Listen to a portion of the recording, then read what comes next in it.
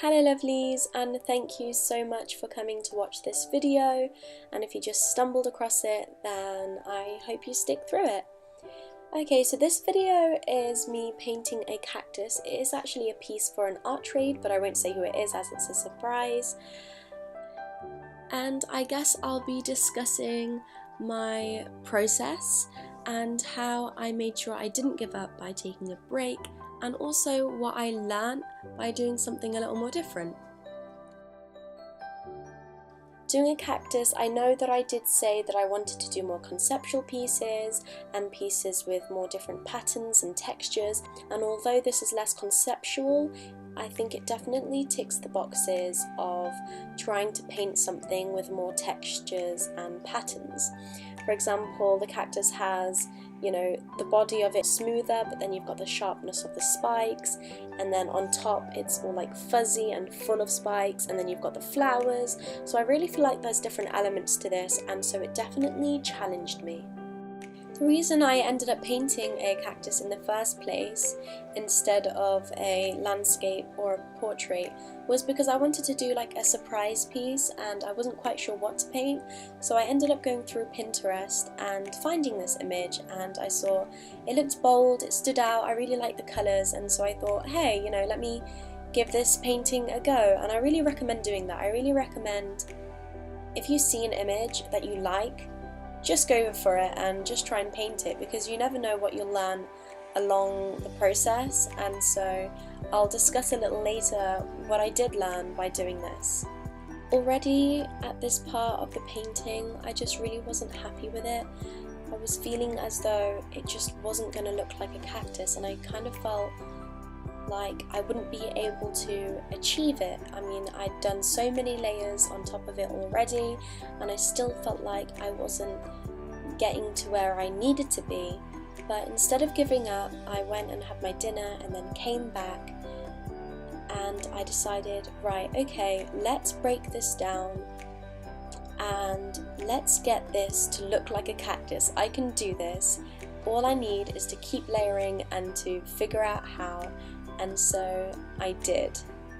Instead of looking at it as a cactus and as a full finished piece, I decided to break the reference down into tone and value and colours. So I was looking at the darkest areas and the lightest areas and the actual colours that were going on, and I think that really helped me.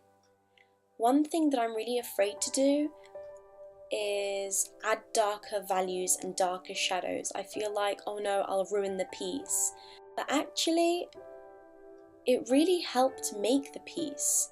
I mean, here you can see that I'm adding in that darker shadow, and it's what actually allowed the piece to pop and give it that extra oomph of looking more 3D and looking more lifelike, and I think that's definitely something I have to become more confident in and more conscious of. And so yes, it's definitely something that I want to be more aware of, because being so sharp and bold really did help and benefit this as a piece, and so I'm sure it will be able to do the same for future pieces. Another thing that this cactus helped me with was being impulsive, spontaneous, and to kind of like improvise. Basically, for the body of the cactus, to make the spikes, I used a very fine brush with the colour brown, and I made the spikes like that. But for the top of it, the top of the cactus, basically it was full of loads of spikes, loads of white spikes, and I wasn't sure how to imply that. Initially I was going to go with the same technique that I did for the body of the cactus, but instead of brown I was going to do it with white, but that wasn't going to work out. I thought it would take too long and it would just end up like a mush, so I decided to go in with a white gel pen instead. But then I also didn't like how the white gel pen looked, and so I thought, okay, I've got to improvise here.